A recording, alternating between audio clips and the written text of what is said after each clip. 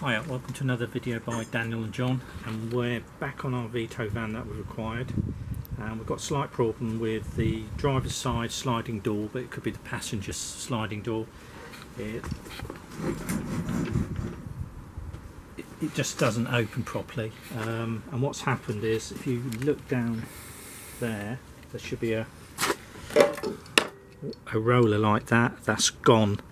This is a common problem apparently with these vans, so we've ordered a couple of these. And how much are these? They weren't a fortune. £24 for two. For a pair, left and right, which is quite good. So we need to get this old one off, and if you look here in the inside of the door, there's a bracket supporting this. Now what we've gone and done, we've gone and got a jack out, and we're just supporting the door. And the reason we're doing that, I guess you could use a scissor jack.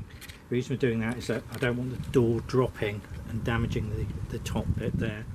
The other problem we've had, there's two torque bolts there, and they are T47. There you go, and that's what it looks like, torque bolt with those heads. Somebody's been here before and had a play trying to get this off and haven't succeeded, and they're basically rounded. You can see here it's been rounded off, so it's difficult to get undone. If you are in that position, or they're just rusted and solid, first thing to do is hit it and give it a knock. That just breaks any rust bond or anything. Get some of our lovely WD-40 or a similar product will work, just penetrating fluid. And when you're faced with something like this, you're going to have to use something else. So I simply cannot recommend this tool enough. It's made by Irwin. There are all sorts of different mould grips are called. Vice grips as well. Yeah, vice grips gets you out of so much trouble. We've used it so many times, and all I've done is put it on there and squeeze hard. Good thing about these, you see there, that if you really want to tighten it up, it'll take an Allen key, and all I've done is worked that backwards and forwards and keep popping a little bit of spray in there.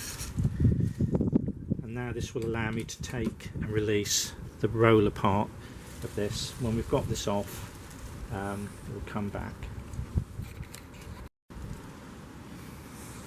Right, so we've got the old roller door support off, and when you take these two off, there's this little bracket underneath, and just lift that away, and if you just then push that away a little bit, you'll slide that whole thing out,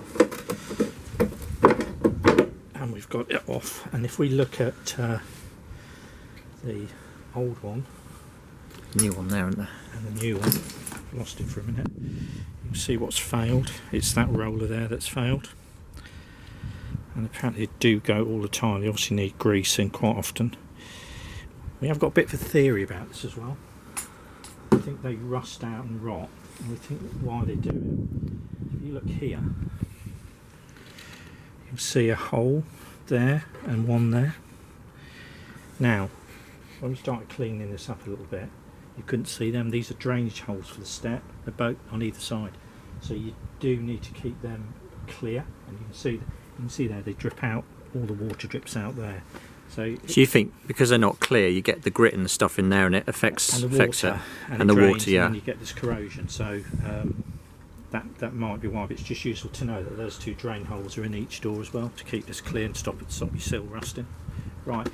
When we've got the new one back on and we've got it sliding lovely, we'll come back to you as well. Right, so door roller's on, and we're just now fine tuning so the door shuts properly.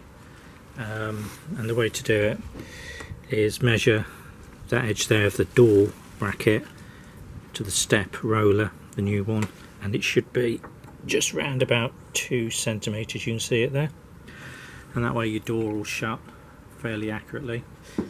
If it doesn't, you just need to slacken off and just tap it slightly and move it back a bit. Obviously some doors have got dents in vans and everything doesn't quite line up with an older van, so that's the easy way of doing it. Ours is on, it's shutting fairly nicely. We can't lock it at the moment because we've got the handle off, but we'll just come to that in a minute. So there you go.